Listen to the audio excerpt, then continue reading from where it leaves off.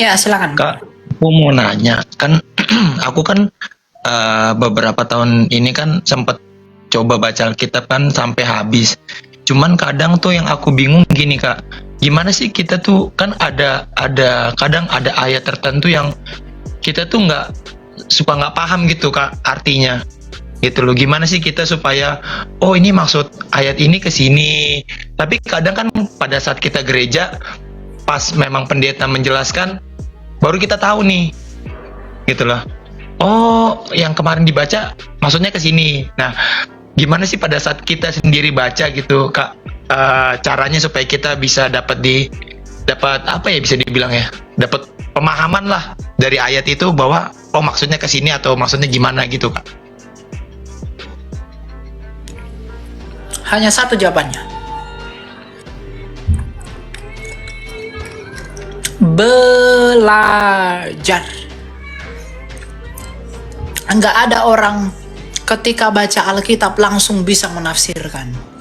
Baca Alkitab langsung bisa terjemahkan. Baca Alkitab langsung bisa ngerti. Enggak. Belajar.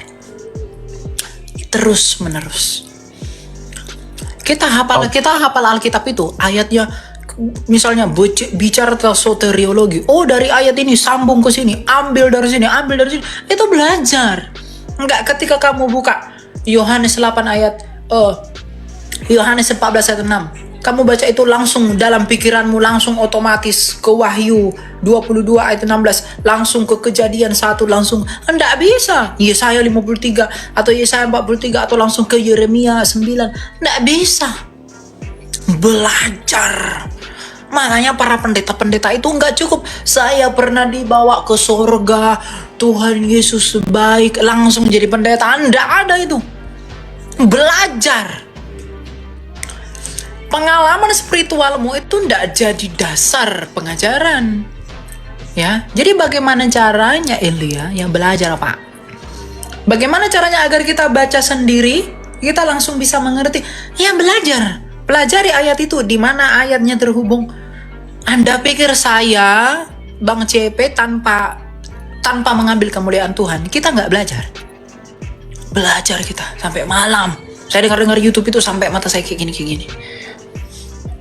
Belajar apa? Gitu. Oh, berarti kita memang harus ada referensi juga ya Kak ya, nggak hanya sebatas hanya baca Alkitab aja Kak ya. Iya.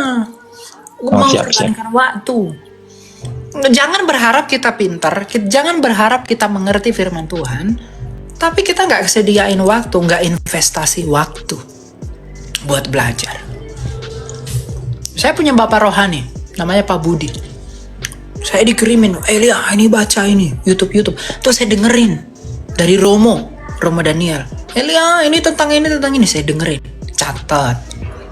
Meskipun nggak hafal semua, tapi minimal kita tahu arahnya, gambarannya bagaimana. Nanti semakin lama semakin terbiasa, kita mengerti. Kalau kita mengerti, jangan simpan pengetahuan itu bagi kamu. Sebarkan, ajari yang belum mengerti. Itu tanda kasihmu. Mengajarkan kerajaan Allah itu adalah pekerjaan paling mulia di bumi ini.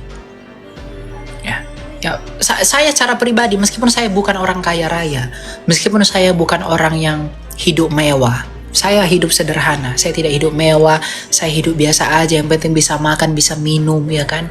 Saya tidak punya pekerjaan yang wah dengan gaji berapa gitu.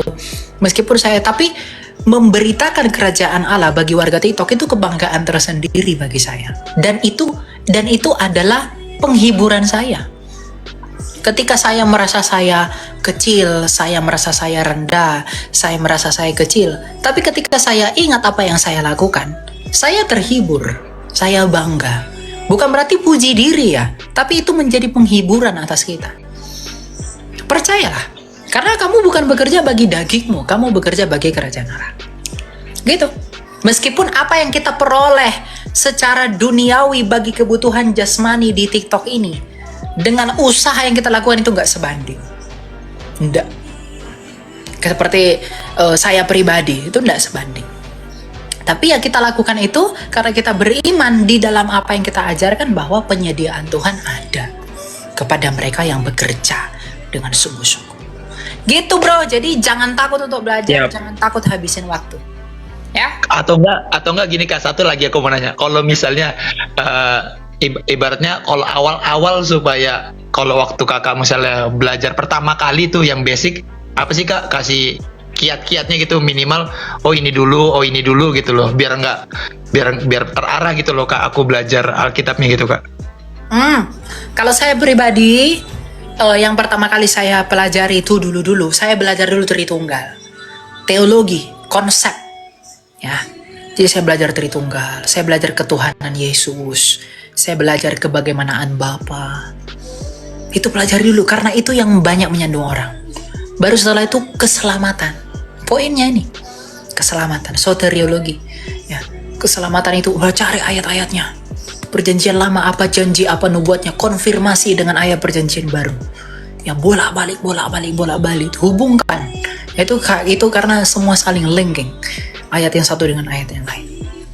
Baru setelah itu, yang paling penting yang berikutnya itu adalah kita belajar tentang eskatologi, keselamatan, akhir zaman. Nah, bagaimana apa yang kita pelajari ini, bagaimana keselamatan, bagaimana ketuhanan kita, itu kita pelajari untuk menekankan eskatologi. Eskatologi itu ilmu akhir zaman. Artinya begini, zaman yang sudah mau berakhir ini, itu tidak boleh disia-siakan tanpa pemberitaan keselamatan dan teologi tadi.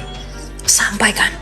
Jadi belajar eskatologi itu menjadi motornya kita untuk mendorong kita mewartakan keselamatan dan juga Tuhan tadi. Nah, makanya kenapa saya katakan belajar. Kalau kamu tidak tahu keselamatan, kamu tidak tahu Tuhan kita bagaimana, apa yang akan kamu sampaikan di dalam waktu yang sesak ini? Biasanya ada yang memotivasi kita. Kenapa kita harus memberitakan keselamatan? Kenapa kita harus memberitakan teologi tentang Tuhan kita yang benar? Karena eskatologi ini yang mendorong kita. Akhir zaman itu begini. Dan kita sudah dekat di dalam waktu itu. Maka kita harus bekerja giat bagi Allah. Untuk apa? Memberitakan yang benar. Agar semakin banyak orang bertobat bagi kemuliaan Bapa kita. Itu dia.